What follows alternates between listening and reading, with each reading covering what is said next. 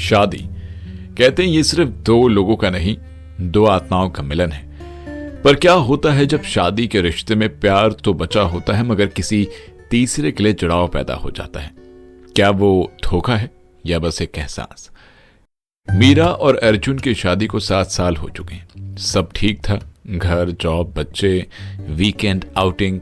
लेकिन धीरे धीरे अर्जुन ने नोटिस किया कि मीरा देर रात फोन पर ज्यादा व्यस्त रहने लगी।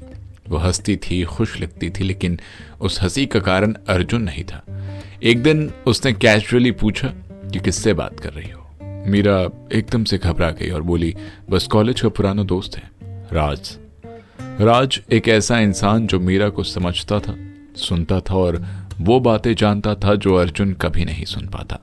अब सवाल ये उठता है कि क्या मीरा गलत है? क्या ये धोखा है? देखिए, इमोशनल अफेयर का मतलब होता है जब किसी एक पार्टनर का इमोशनल कनेक्शन शादी से बाहर किसी और से ज्यादा गहरा हो जाए। ये जरूरी नहीं कि इसमें फिजिकल इंटीमेसी हो। ये शुरू होता है छोटी छोटी बातों से, जैसे देर रात चैटिंग करना, सबसे पहले उसी को खबर शेयर करना, अपनी खुशियां और दुख उसके साथ बांटना, पार्टनर से छुपाना कि वो कितनी अहमियत रखता है। असल में यह रिश्ता बॉडी से पहले दिल पर कब्जा कर लेता है। कई लोग सोचते हैं अगर शादीशुदा है तो बाहर कनेक्शन क्यों ढूंढते हैं? असलियत यह है कि ज्यादातर इमोशनल अफेयर्स की जड़ें अधूरेपन में होती हैं, जैसे कि कम्युनिकेशन गैप। जब पार्टनर सुनना छोड़ देता है तो इंसान कहीं और कान तलाशता है, दूसरा वैलिडेशन की तलाश। अगर घर में कोई आपकी तारीफ नहीं करता और बाहर कोई कह दे तुम बहुत स्पेशल हो, तो दिल वहीं खींचा चला जाता है। तीसरा, स्ट्रेस और एस्केप। शादी, नौकरी, बच्चों की जिम्मेदारियों के बीच लोग वो इमोशनल स्पेस चाहते हैं जहां उन्हें सिर्फ इंसान समझा जाए, ना कि जिम्मेदारी का बोझ। अब बड़ा सवाल कि क्या इमोशनल अफेयर चीटिंग है या नहीं?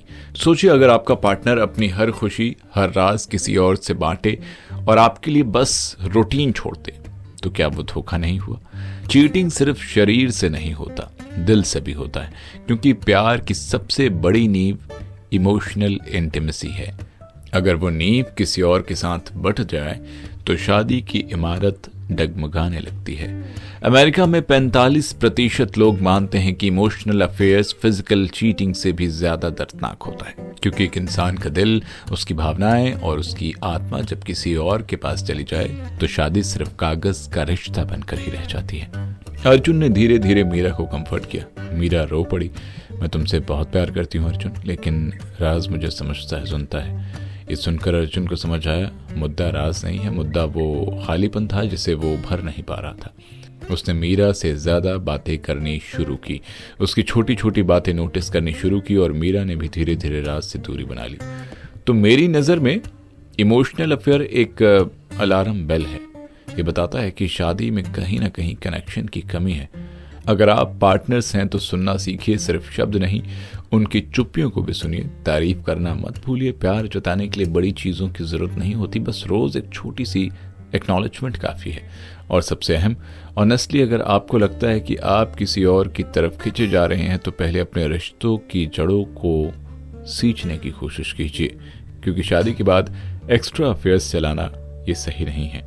देखिए, इमोशनल अफेयर चीटिंग है या नहीं ये बहस का मुद्दा हो सकता है, लेकिन एक बात तय है, ये शादी का सबसे गहरा घाव है, क्योंकि इंसान के पास अगर उसका दिल और दिमाग आपका ना रहे तो उसका शरीर भी जल्द ही कहीं और चला जाएगा।